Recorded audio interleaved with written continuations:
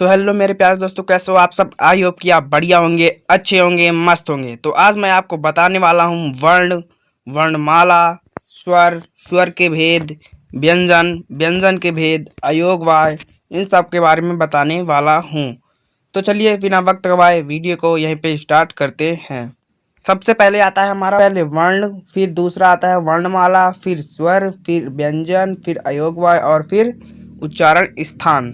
तो हम सबसे पहले पढ़ेंगे वर्ण को। तो चलिए आगे बढ़ते हैं।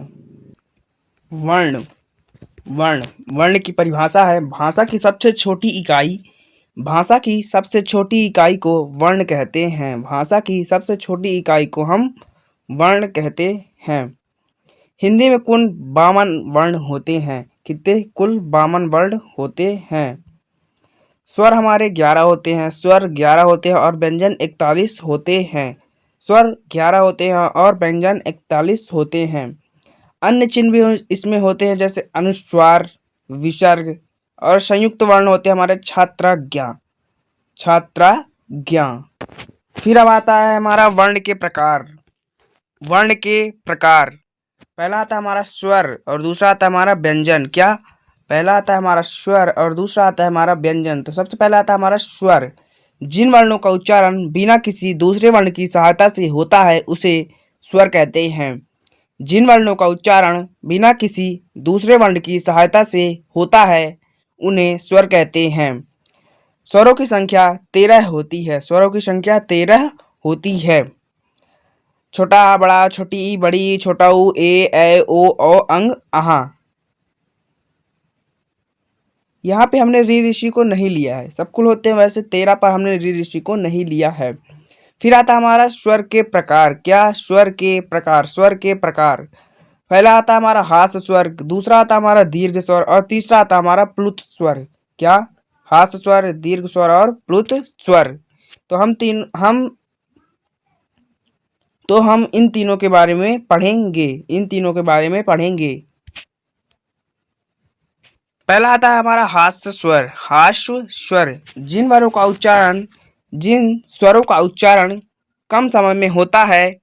उदाहरण है आपका अगर, इधर, उधर, मगर।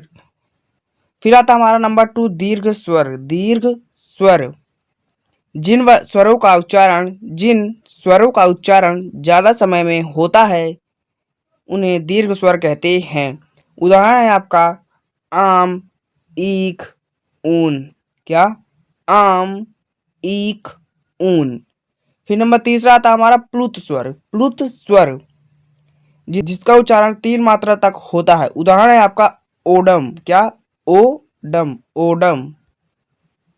तो हमने स्वर के बारे में पढ़ लिया। अब हम पढ़ेंगे व्यंजन के बारे में। व्यंजन के बारे में, व्यंजन नंबर 2 आता है हमारा व्यंजन। जिन वर्णों का उच्चारण स्वर की सहायता से होता है उन्हें व्यंजन कहते हैं। जिन वर्णों का उच्चारण स्वर की सहायता से होता है उन्हें व्यंजन कहते हैं। व्यंजन की संख्या 33 होती है। 33 होती है।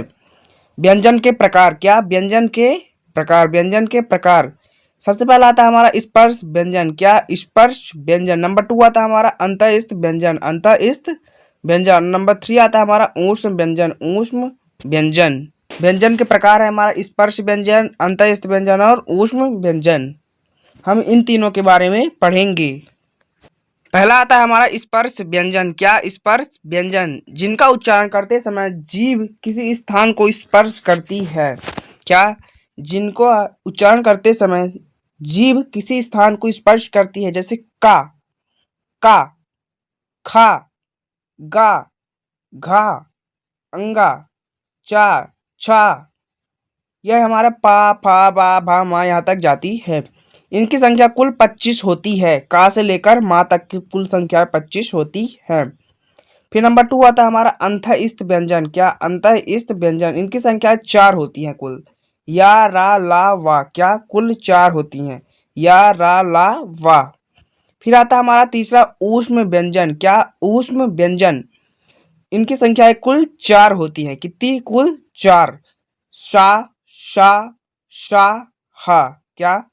सा, शा, शा, हा।